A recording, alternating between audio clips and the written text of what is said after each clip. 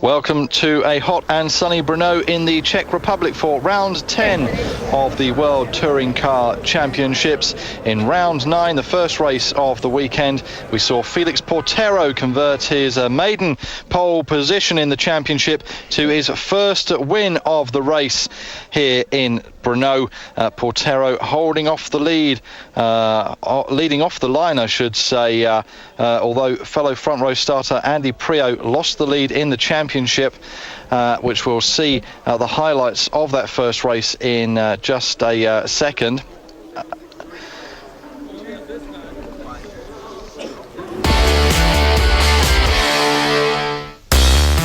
Yes, this is what happened earlier on. Portero putting his car on pole position. And the major incidents of the race involved that man there, Andy Prio, the current reigning World Touring Car Champion and Championship leader. Going off at the first corner, Kelvin Burt. Yeah, it was a very crowded entry to the first corner, and there seemed to be 20 or so cars all battling for the inside slot to turn into the corner. Andy was fairly innocent, really. He had cars inside and outside of him, and a bit of a chain reaction was set off, and the net effect was Andy was catapulted into the gravel from where he couldn't get out, and Jordi Janet, also a second row starter, he went through the gravel but did regain the track in the back of the grid. So the safety car was out for a lap after that incident involving Prio, and another shunt on the first lap, which meant that it was a 1, 2, 3, 4 for BMWs in race 1. Felix Portero coming in ahead of Jörg Müller, Alex Zanardi and Augusto Farfus. Then it was the Chevrolet of Nicola Larini, the two Seats of Ivan Müller and Gabriele Tarquini, and Alain Menu in the other Chevrolet coming home in 8th place. So places 1 to 8 reverse on the grid for this race 2, and we'll bring you all the build-up and race 2 from Brno in a couple of minutes' time here on Eurosport.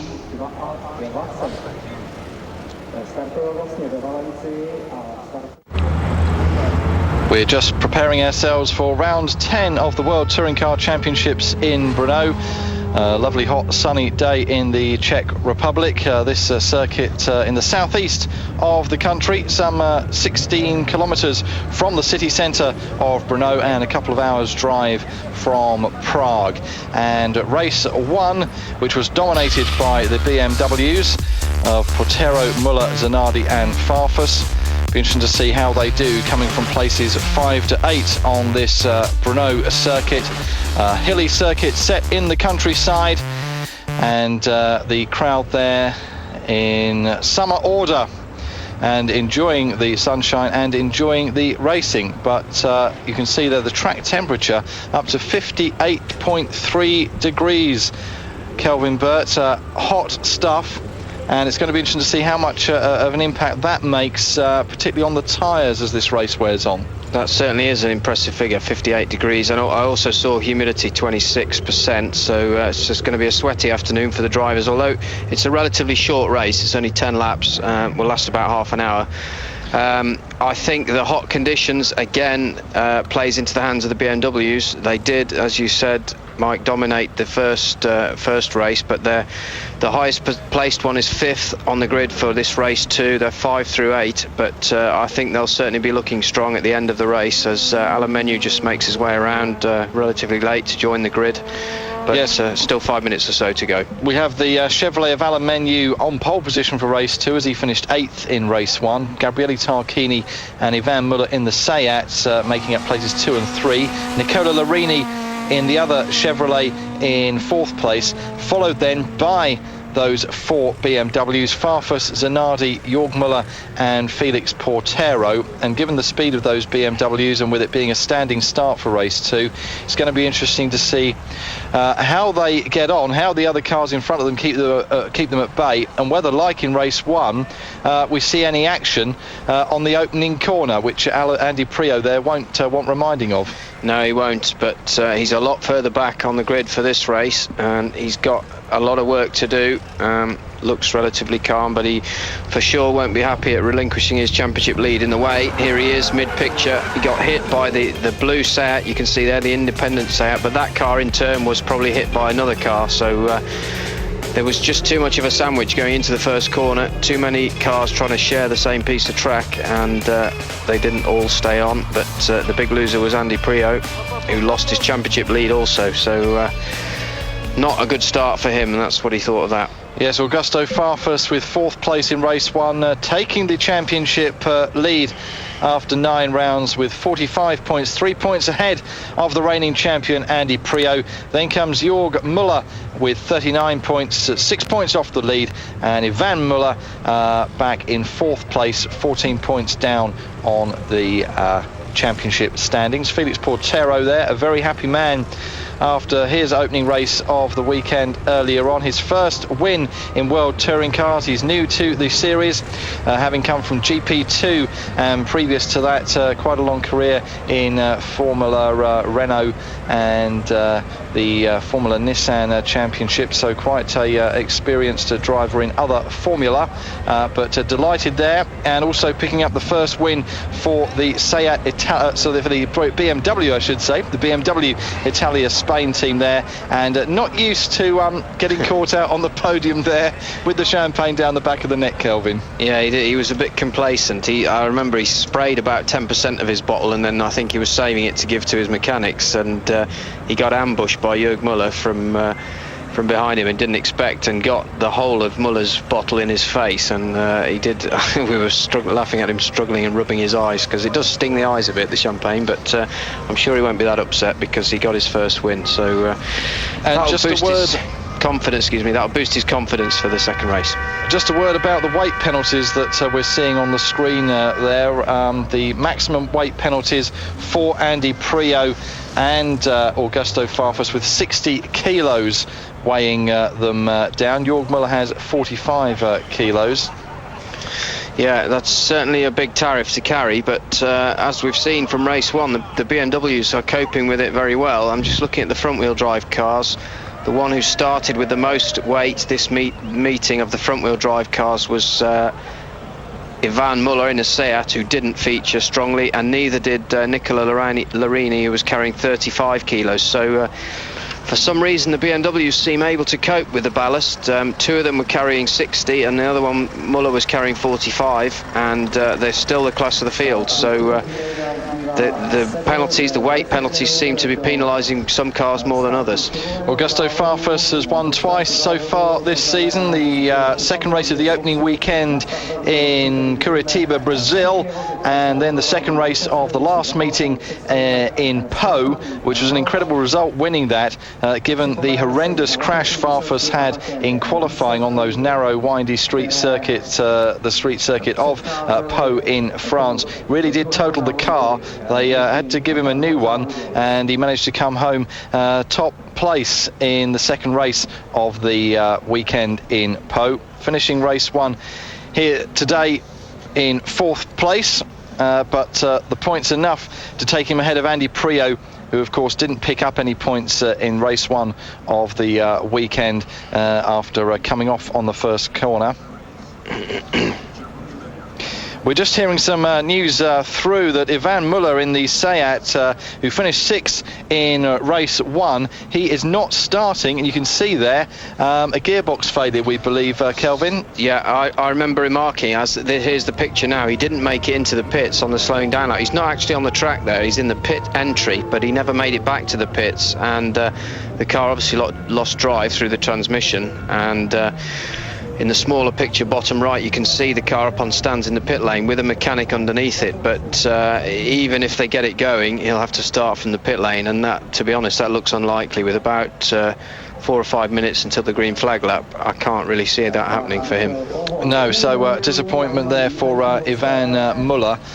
So in terms of the grid positions, do they stay where they are? Yeah, there should be just a gap. There'll be a gap in the grid where Müller's car should have sat. Yeah.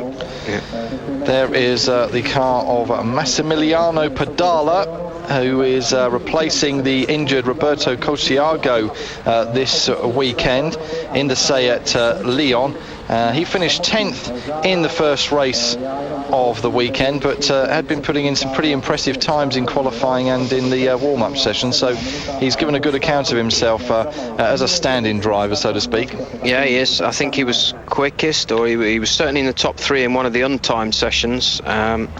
So yeah, that's a good start for him. He'll be pleased with the way the weekend's gone. James Thompson struggled in qualifying, and we watched the car in qualifying with a lot of understeer.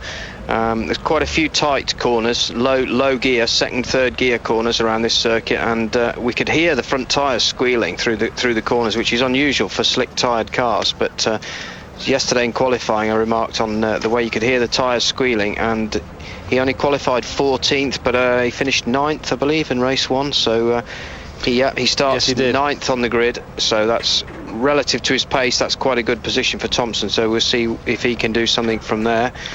There's the race 1 winner, Portero, looking cool and relaxed, starting 8th.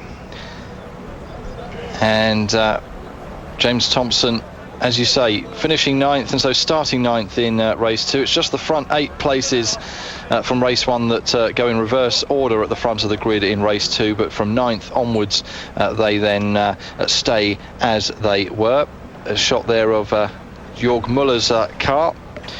Muller currently 3rd in the standings, won the opening race of the championship in Curitiba, hasn't been able to repeat that, but did bring the BMW home 2nd in race 1, so he will start back on 7th in the grid. Yeah, I remember he came up, I think he started, as you said, 7th race 1, but he came up very well through that first corner incident, and I believe he's finished lap 1 of race 1 in 2nd place, so that was a great progression by him. And here we are on board with Alex Zanardi. You see the second ring on the steering wheel there. Zanardi actually drives with hand controls, so he's got a modified car and does a great job with it. He finished race 1 in 3rd position. Superb result for Zanardi. He's currently, where is he in the points table? He's down in 14th. He's only picked up 11 points. That was by far the best result of his season so far, that 3rd place earlier on this weekend in Brno. There's Farfus, 4th in race 1, so he will start 5th on the grid in race 2. The championship leader now, 3 points ahead of Andy Prio, who is right back at the back of the grid after coming off in the opening lap of the first race. Nicola Larini, one of the veterans on the grid, the joint oldest man on the grid, I make it, alongside Alain Menu, 43 years old. Lot of experience, the two of them, in touring cars, and they're still banging in the results. I think Menu's had 2 wins this year. Larini is the highest placed Chevrolet runner in the championship, and that's why he's carrying the 35 kilos of ballast. We saw him struggling a little bit for pace in race 1. He starts race 2 in 3rd place, I believe. Larini still with the ballast, 3rd place. And we saw there the grid girl holding a grid for nobody. That's because of Ivan Muller pulling out of race 2 with gearbox problems. We saw shots of the car up on the ramps in the pits earlier on, and at the end of race 1 we saw it come to a halt in the pit lane. We weren't quite sure what the problem was then, but obviously gearbox problems, and so disappointment for Ivan Muller, taking no part in this second race of the weekend. Yeah, it's a shame for him. I wonder if we'll get another shot of the mechanics in the pits trying hard to get that car running, but it looked unlikely to me. I don't think they're allowed to change the gearbox. I would think that would be one of the parts, like the engine, that has to stay in situ. So they either repair it, or if it's beyond repair, they put a new one in for next time, which will probably carry a penalty for doing that. There is Alain Menu, the man who will be going off in pole position in a couple of minutes' time in Brno for round 10 of the World Touring Car Championship. The formation lap and the start of the race on the way next. We're on board with Nicola Larini, who will start fourth in race 2 of the World Touring Car Championships here in Brno. Alex Zanardi there, finishing on the podium for the first time this season with third place in race 1. Just on the warm-up lap, race 1 in World Touring Cars is a rolling start. Race 2, the more traditional standing start. We saw the race winner, Portero, get away and lead from start to finish in race 1 on that rolling start, Kelvin, but a different story for race 2. Yeah, we've got the potentially slower, certainly looking at the lap race times, the fastest lap times from race 1, the potentially slower Chevrolets, 2 of them in the first 4, and sandwiching Tarquini and Muller in the 2 Seats. So we saw those 4 cars get dropped by the leading quartet of BMWs that you can see mid-screen there. So in terms of race lap times, there were over a second between the fastest times of the BMWs and the front-wheel drive cars in front of them. So that will be an interesting mix in this race to see for how long, if indeed the pace stays the same comparative, how long those front-wheel drive cars can hold off the BMWs in this race. And just remember, Ivan Muller, who was due to start third on the grid in the Seat Leon, not taking part in this second race after gearbox failure right at the end of race 1. So that will mean a gap on the grid where Muller's car was meant to be, which may be the man immediately behind him on the track. Farfus might be able to capitalise going into that first corner. Yeah, that'll give him a chance. He'll be rubbing his hands at that situation, so that'll be something interesting to watch in the right of the screen as they take off. And we've got at the bottom there Zanardi, a stop-go penalty. I don't know what that's for. We haven't got any more detail, but that's unfortunate. He'd be able to start the race, but I think you have 2 or 3 laps in which you have to come and serve that stop-go penalty. So he'll start the race, but probably pull in at the end of lap 1, I would imagine. What possibly could it have been for, given the fact that we're only on the formation lap? Yes, I don't know. I've never heard of that before, on a formation lap before. We'll try and find out more for you if we can as to why Alex Zanardi will at some stage during the race have to take a stop-go penalty as they just come around the final couple of corners in Brno. 53 degrees the track temperature, really hot and sunny on this circuit, surrounded by trees and forests, some 16 kilometers from the city centre of Brno.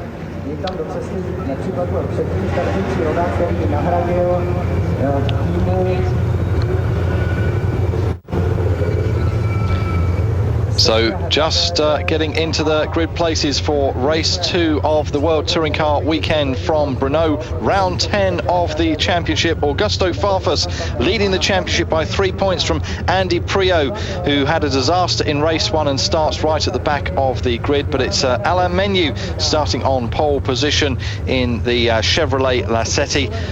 Gabriele Tarquini in second place. Ivan Muller not taking part in this race. He should have been third on the grid, but his gearbox has failed. And Nicola Larini next in the other Chevrolet Lacetti, followed by 4 BMWs. Stand by, the opening corner could well be giving us some drama, but drama on the starting grid here. We've got green flag at the back, which normally means the race will start, but there's a marshal stood trying to push the second plate Seat back. I don't know what's going to happen there, but he wanders off. I'm not quite sure that's advisable. Yeah, the race is starting. He obviously thought better. And watch for the white BMW to the right of your screen. They're off then. Augusto Farfus, the Brazilian, who's got a good hole shot in front of him where the missing car of Muller. In fact, Farfus did not get well off the line. Menu's got a great start, and the Seat is blocking out second place from the fast starting BMW behind him. So Menu leads from the second place Seat of Gabriele Tarquini, and that second Chevrolet of Larini loses 2 places to the BMWs out of the first corner. Getting absolutely swamped there by those 4 BMWs as we thought they might do. Yeah, Larini's lost at least 2 places. He's got another BMW right up behind him. Thompson's going for the round the outside move, which we've seen before in the single-seater race, but doesn't quite carry it off. And a BMW lunches up the inside. I think that's Jörg Muller, just dived inside. Great move without any contact. Very tight move, but he passed Larini there, Jörg Müller. Well, Menu and Tarquini in the Chevrolet and the Seat Leon respectively, ahead of the two of the BMWs, and then the other Chevrolet. The other Chevrolet of Larini. Got a big ruck in the midfield after these first 3 or 4, which are relatively orderly fashion. See that big group of cars behind there? There's lots of action there. James Thompson having contact with another Chevrolet. Can't quite see which car that was. Possibly Larini, because he's been muscled down a few places at the start here. Gabriele Tarquini there in second place. Menu leading. Zanardi up to third. Remember, he's got the stop-go penalty to serve, but he doesn't have to come in for another 2 or 3 laps. But how long he'll decide to stay out remains to be seen. That's a good move by that Seat up the inside. Tiago Montero, the BMW, tagged him back. That's one of the independent Italian BMWs, tagged him back. But James Thompson in good position there at the head of the sort of midfield queue. I think Thompson's sitting in 6th, 7th. Yeah, good positioning. He's made up a couple of places from his 9th place that he started on the grid for race 2. So it's Alain Menu in the Chevrolet, ahead of Tarquini in the Seat Leon, followed by the 2 BMWs of Zanardi and Farfus, as they come across, having completed the first lap. So it is Alain Menu ahead of Gabriele Tarquini, Alex Zanardi in 3rd, Farfus 4th, Jörg Müller 5th, James Thompson up to 6th now from 9th on the grid, Nicola Larini in the other Chevrolet in 7th, and Portero, who started on 8th, having won race 1, he remains in 8th place. And it's very tight for the lead here. Menu, Tarquini, Zanardi. Remember, Zanardi is due a stop-go penalty. Let's wait and see how long he's going to stay out, but he's going for the 2nd position inside of Gabriele Tarquini and carries it off. Good move. Tarquini might know that he's got to serve his stop-go, Zanardi, so perhaps he didn't fight it too hard. But that was a good pass nonetheless. And I suppose Zanardi will be trying to do all he can to get up the field for as far as he can before having to serve that penalty. Yeah, it's hard. I mean, if he's got to go in the pits, it's kind of immaterial, because the difference between running in 2nd or 3rd position when the cars are this close is 0.2 of a second. So his pit stop's going to take him 20 or 25 seconds. So it's kind of fruitless, but perhaps he just wants to show what he can do before he has to call in. I noticed Tiago Montero. And he's got the lead. Running wide there is Menu. Yeah, he's gone off. He's gone. Zanardi takes the lead. There's damage on that Chevrolet. Zanardi has a big slide, so now Tarquini through into the lead. Farfus 2nd. 3rd, Jörg Müller gets 3rd. So is there some damage on Zanardi's car? Yeah, he lost 3 places. But I think that car's got a puncture by the look of it. That was Menu finished. Yeah. Was there contact? Because we saw Menu go off with damage, and Zanardi has now got a puncture. There's a wheel mark on the side of that Chevrolet. Let's get a view of it. Menu starts to slide. Zanardi, yeah, there's contact, but Menu stuck in the gravel. Car starts to oversteer. Just locked the rear brake by braking into the corner, and Zanardi couldn't help diving inside. But in fact, Zanardi gave himself a puncture with the contact. So all change at the front. So with Zanardi, you can see there that rear right wheel really is all over the place. I'm not even sure that he's going to get it back to the pits, Willie. And what happens about your stop-go penalty? That's a novel way of arriving in the pit road. What happens about your stop-go penalty if you have to go in and change the tire as well? Good question. You have to serve it at a separate time. Yes, you do, yeah. So he's going to have to come back in anyway. He can't double up. No, I don't think so. So a bit of a change at the front of the leaderboard, and already more excitement in this race than we saw in race 1, which was a procession for the BMWs from start to finish. Gabriele Tarquini there in the Seat Leon, but he's just being pushed now, and Farfus goes through to take the lead. Easily through there. Tarquini, I'm just having a look at the ballast. Tarquini started this weekend. And it looks like Müller fancies it as well, and Müller goes through. Yeah, he's lost both places. Remember, Farfus, the car leading, carrying maximum 60 kilos of ballast. James Thompson closing in well in 4th place in the Alfa Romeo.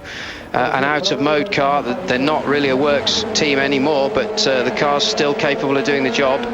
He's closing up as these 3 fight with each other. They're losing pace, and Thompson closing the gap. And just further back, I noticed that former Formula One man Tiago Monteiro, having started 13th on the grid, he's up into 7th place, so he's done well in the opening couple of laps to come through the middle of the field there. But it's BMW 1 and 2 as Zanardi comes out having changed his tyre. This is a repeat of him going off or joining the pits through the gravel trap, but kind of immaterial. And we think he's still going to have to serve his stop go anyway. Bad weekend, gets worse for Robert Huff.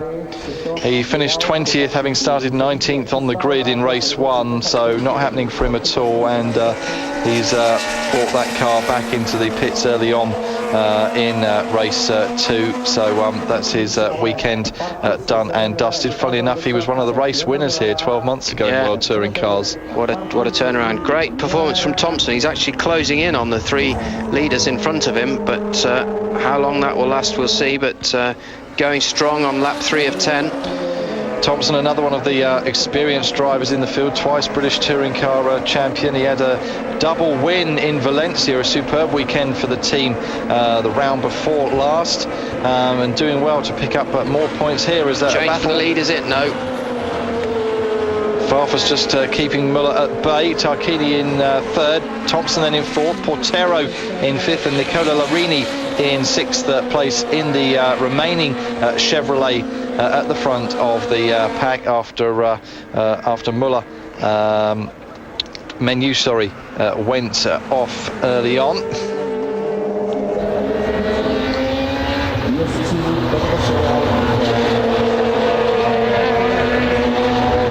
So 4 laps gone of the 10 of round 10 of the World Touring Car Championships in Brno. And race 1 was a procession for the BMWs, coming in the first 4 places. And they've made their way through the field, or at least 2 of them have, to take the top 2 places so far after 3 laps, with Farfus and Muller ahead of Tarquini in the Seat Leon, and James Thompson, a great drive by him in the Alfa Romeo 156, currently in 4th. Yeah, early days yet. We've just seen fastest lap by Portero in the other BMW running 5th, so we'll see how that develops. The race 1 winner, remember, and looking very strong to me is Jörg Muller. You look how closely he's following Farfus, and he's had a few shapes. He's having another look here, trying to rattle him into a mistake perhaps, but Jörg Muller, who was patient and professional and calm in race 1, is that going to become that look nasty? But no, he's okay through. I think Jörg Muller is going to certainly have a go at the lead in this race. A couple of the Seats filing through in mid-order. Is that Larini's Chevrolet, I think, now, who started near the front of the grid and has progressed fairly rapidly backwards. That car carrying 35 kilos, and Muller trying outside into the final chicane, which goes left-right, so he just needs to stay there now, and he's got the inside for the next part, and he's through easily. Let's see if Tarquini gets a run out onto the pit straight now, as Farfus' exit speed will be compromised. Muller switches to the inside to defend. And let's see how Tarquini is for straight line speed. He's tucked well in, but not enough to even get alongside. So Muller has a bit of a slide. They're certainly pushing hard, these two. Yeah, Muller's gone wide, and Farfus gets back inside him. This chicane, this final chicane before the start-finish line, really is the place to overtake here. We've seen it in the support races, the International Formula Masters this weekend. Really has been the place for drivers to pick off their opponents, hasn't it? Yeah. So Jörg Muller then takes the lead on lap 5. Farfus, very close order to him. He's having a look inside, but probably not. Thompson coming under more pressure in the background from Portero. And I think it's a matter of time before that car goes through. He has gone through already, so Portero up to 4th, the race 1 winner. Tarquini now about to become the BMW sandwich filling, so let's see how this one develops also. Here's a replay. Thompson running a bit wide. I don't know if he let Portero through there. It looked like he opened the corner a bit, but maybe had an oversteer going in, but it certainly wasn't near the apex, so the Alfa gives way. Portero, the pole sitter on race 1, and taking his maiden victory for the BMW Italia Spain team, and starting 8th on the grid in race 2, of course, but already making his way back up through the grid.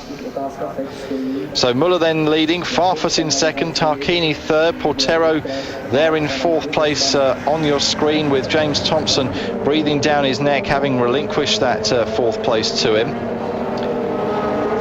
as we approach half race distance. Good performances by Thompson. Fastest lap last time round was Felix Portero in the BMW, so they're closing this lap out now, about 3/4 of the way around the fifth lap, and it'd be interesting to see how the pace of those cars are. Now we're back on board with championship leader prior to the weekend, Andy Priaulx, showing good pace. He came flying out of that chicane onto the back of Jordi Genet there in the development engine Seat, so they're into the last chicane. And already up to 10th, having started back on row 11 of the grid after his disaster in race 1 when he went off at the first corner, and in the process relinquishing his championship lead to Augusto Farfus.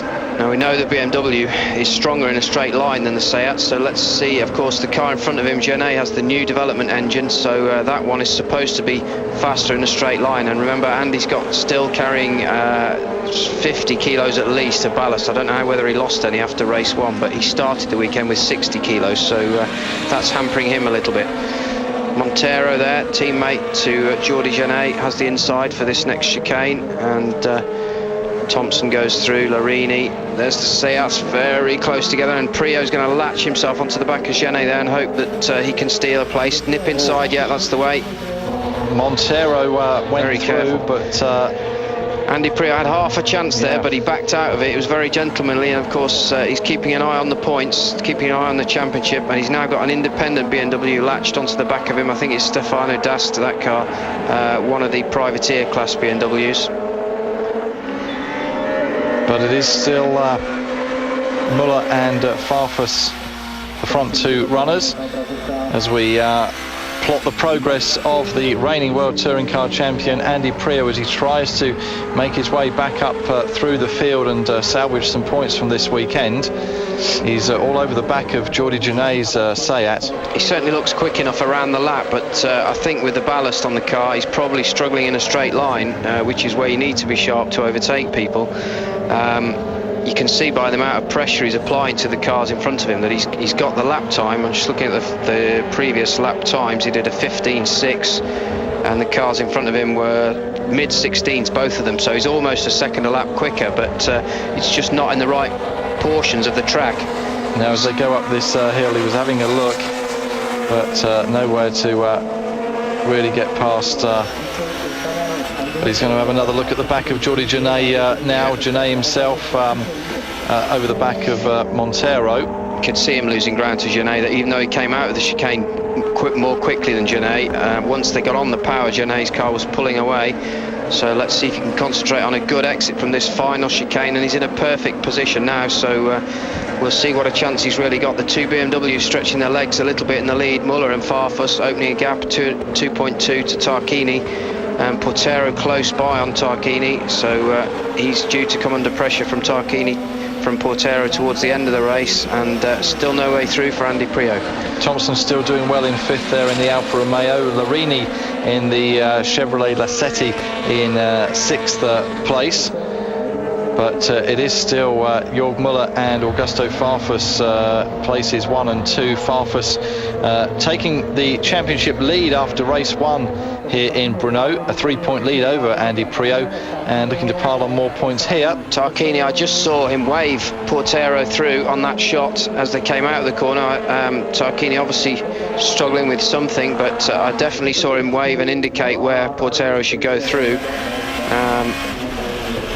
Discretion the better part of valor perhaps for Tarquini. He realises he hasn't got the performance of the BMW, and rather than fight and battle and fall back into the hands of the cars behind them, he thinks it's smarter perhaps to let him through and try and follow them to the end of the lap, to the end of the race. Andy Priaulx still all over the back of these Seats, but as yet not able to make a move.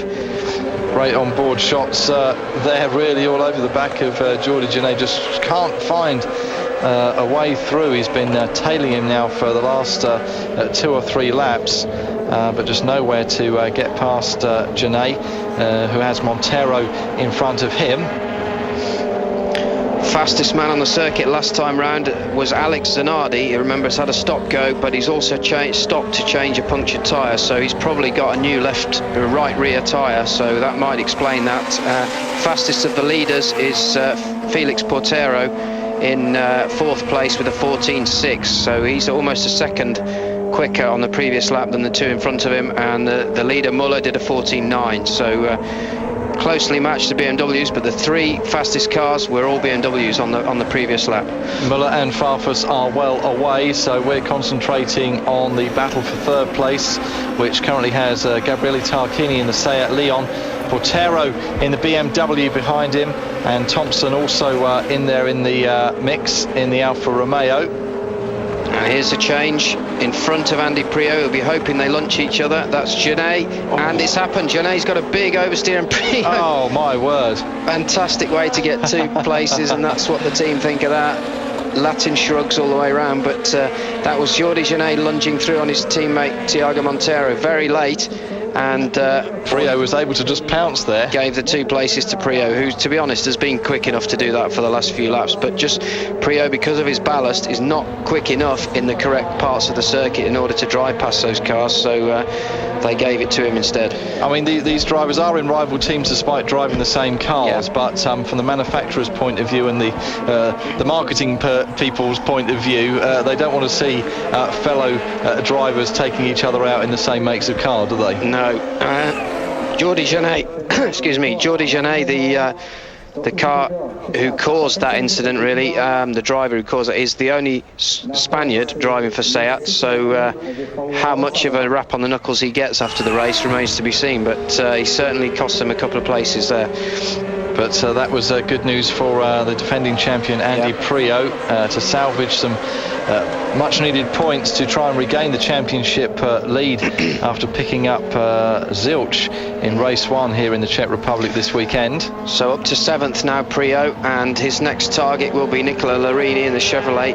Montero struggling through there with front grip. I wonder if he's got some damage, but he's got that BMW all over the back of him. Certainly struggling, Montero, with the front end of his car.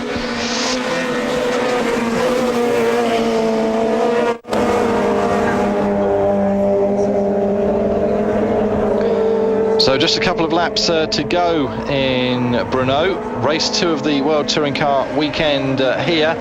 And again, it's dominance from the BMWs that we saw in race 1 being repeated with Jörg Müller, Augusto Farfus and Portero in the top 3 places. Felix Portero, the winner of race 1, his maiden win. Gabriele Tarquini then in the Seat Leon in 4th. An excellent drive for James Thompson in the Alfa Romeo in 5th, and Nicola Larini in the Chevrolet in the 6th place. So we have 4 different manufacturers in the top 6 places. Not that you can really call at the Alfa a manufactured factory team in the same sense. Right, that's right. I'm just watching the gap from Larini back to Priaulx. 2.4 seconds at the end of lap 8. They've got this lap and one more, so I wonder if Andy's quick enough to close that gap. Looking at the lap times of the first 3 BMWs are a second a lap faster than the cars following them, save for Tarquini. The others are all in the 16s. The first 3 BMWs doing low 15s on that lap. So again, they've got the pace. Andy Priaulx's lap was a 16 dead, but remember, he was battling and took a place, so we'll probably see at the end of this lap what Andy's true pace is. Great drive from Thompson in the dated, shall we say, Alfa, which although it's had 2 wins this year, it's not really the car in favour. It's had no factory development, and to be running in 5th place in that car is a good effort from him. And your prediction from race 1 with the reverse grid for race 2 and the BMWs taking up places 5 to 8, your prediction has come true that they would come through and get ahead of the Seats and the Chevrolets in particular.